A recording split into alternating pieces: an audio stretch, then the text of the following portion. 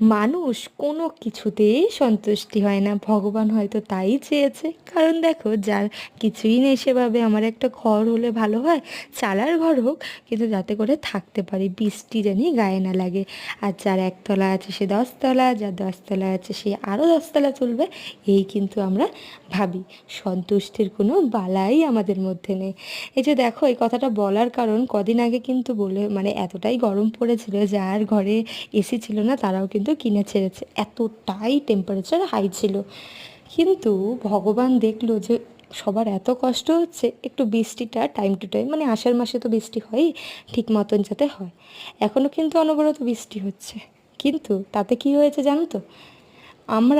আমরাই সবাই বলছি যে একদম পচায়া ফেললো, একটু রোদ উঠলে এখন বাঁচি। সেরকমই আমাদের না কোনো কিছুতেই না সন্তুষ্টি নেই। অনেক মানুষ দেখবে তোমাকে খুব ভালোবাসবে, কিন্তু পরের দিনই তোমাকে ছুঁড়ে ফেলবে। মানে কেউ কাউকে দিয়েও সন্তুষ্টি হয় না। তাই নিজেকে ভালোবাসো সব সময়।